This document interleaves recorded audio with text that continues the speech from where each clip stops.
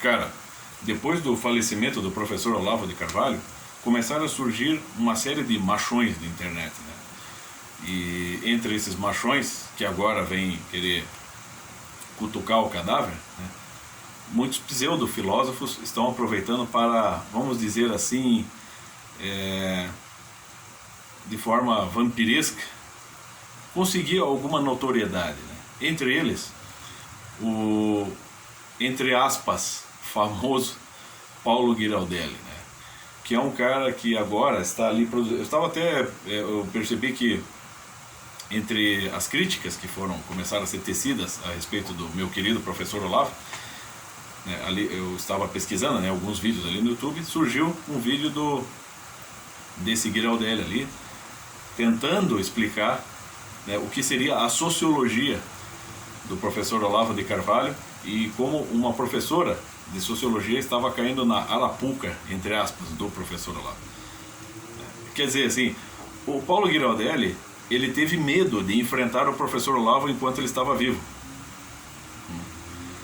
E todos os comentários negativos, ou seja, todas as críticas, entre aspas, que ele dirigia ao professor, ele nunca leu a obra do Olavo, obviamente. Se leu, cara, se o Paulo Giraldelli leu 2 páginas do professor Olavo, ele fez isso suando sangue, né? E foi em vão, né?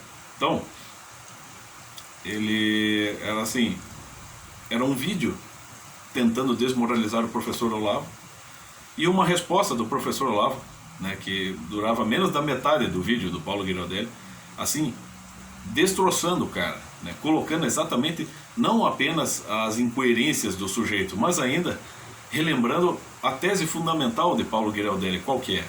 A de que o coito anal precede o coito vaginal, e para ele é assim que a humanidade, é assim que, vamos dizer, que o processo civilizatório se deu desta maneira. Então isso para mim já coloca muitas dúvidas sobre a sexualidade do próprio Paulo Giraldelli. Acesse ali no Facebook o perfil dele sobre a divulgação desta tese. O cara foi achincalhado pelos próprios alunos. Então é claro que esses pseudo-filósofos que hoje estão aí descendo o cacete no professor, e de fato o professor tinha razão, o processo de desmoralização, de linchamento moral aqui no Brasil, ele é muito intenso, e ele é muito covarde, né? Porque esse pessoal aí é covarde, né? Não tiveram coragem de enfrentá-lo enquanto estava vivo, e agora estão aí, né? Além de comemorarem a morte do sujeito, pensam que o estão, assim, pensam que estão invalidando a obra dele. Se você quer entender o Olavo de Carvalho, meu filho, você vai ter que fazer parte do curso dele. Tudo o que está disponível do professor Olavo no YouTube são trechos de aulas, né? Ou algumas transmissões que ele mesmo fez a partir de seu canal. Isso é só a superfície da obra dele. Você tem os livros dele, que são os top, que estão publicados aí e estão à venda em diversas livrarias. Mas você tem um material que ele passou só para os alunos. Eu fui aluno dele e eu tenho material aqui guardado, né, abordando uma série de outros temas, questão filosófica, teológica, científica,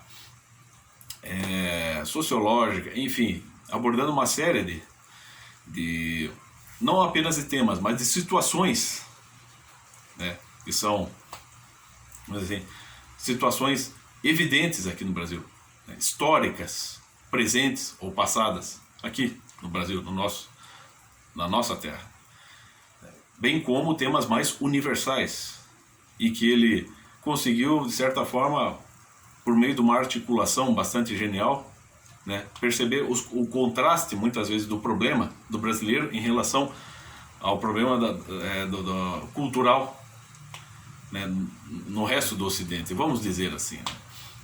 Você tem até a tese da tripla intuição dele, né, que não é exatamente dele, mas que ele aprofundou em um estudo de 10 páginas, que é assim, monumental. Quer dizer, a contribuição dele e o reconhecimento que ele tem fora do Brasil, né, é algo também evidente. Mas para a turminha da lacração e a turminha da oposição ao atual presidente Jair Bolsonaro, sobretudo a turminha da ala esquerda, da ala comunista, aquela ala que, né, que pensa que lê o resumo de Wikipédia está entendendo o que é o movimento comunista, né, Para essa turma, o Olavo não vale nada. Para eles, o Olavo já está invalidado. E é óbvio que, né, vamos usar aquela velha sentença: os cães ladram, mas a caravana segue o seu curso. Né? Então, tá aí, é os cães ladrão. Paulo Giraldelli é só mais um. Nada contra os cães, né? Porque os cães, os cachorros, de fato, apenas estão agindo conforme a sua natureza. O problema é quando seres humanos, tipo Paulo Giraldelli, rebaixam a sua própria natureza, né? A um ser de 4 patas e, num mimetismo aviltante, estão ali, né, produzindo vídeos em que ingenuamente tentam desmoralizar a obra do professor sem conhecê-la, e pensando ainda que os alunos do professor Olavo são tapados, que estão apenas sendo enganados. Olha, minha filha, aqui eu fui instruída pelo professor desde cedo. De fato, esse é o que eu sempre tive comigo também, né? Nós não devemos simplesmente estudar aquilo que nos agrada, ou aquilo que, vamos dizer assim, se dirige ao que é mais verdadeiro. Nós temos que estudar tudo, meu filho. Tudo. Para entender as coisas, estudar tudo que a gente puder alcançar, tudo que estiver ao nosso, vamos dizer, ao nosso alcance, tudo que pudermos acessar. Então, por exemplo, um estudante católico de direita, ele tem que ler as obras de Karl Marx, Lenin, se ele quiser entender o perigo que o comunismo representa para a igreja, por exemplo. Então aqui, para esse pessoal que é tão fetichista, que basta ouvir o nome de uma pessoa, né, e saber que esse nome se refere a um intelectual, né, já praticamente se ajoelham para a pessoa sem conhecê-la, né? Então tá aqui, ó, você pega o prefácio, por exemplo, desse aqui, um dos livros mais populares, né? O livro não, um opúsculo, né, dos opúsculos mais populares de Vladimir Lenin.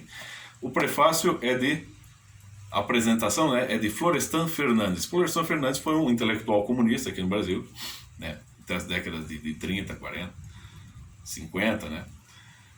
E você percebe que, assim, ele consegue ser mais maçante e, vamos dizer assim, esdrúxulo que o próprio Lenin, porque o tempo todo, o que ele prega no prefácio desta edição do Lenin, é sempre assim: não importa a realidade que o circunda, e não importam os valores universais que fundamentam essa realidade. O que importa é destruí-la, né? E pelos escombros delas formar uma outra sociedade, né? Então o próprio Florestan Fernandes deixa claro que para o movimento comunista internacional não há necessidade de haver um problema no mundo, e nem há necessidade de haver um problema, uma opressão, né, entre aspas, capitalista, burguesa sobre o mundo.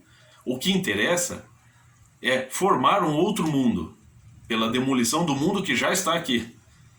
Entendeu? É assim que funciona a cabecinha de um revolucionário. Não importa como as coisas estejam andando. O que importa é mudar as coisas, né, segundo a sua, né, a uma falsa onipotência que é atribuída a esses líderes e que eles se atribuem a si mesmos.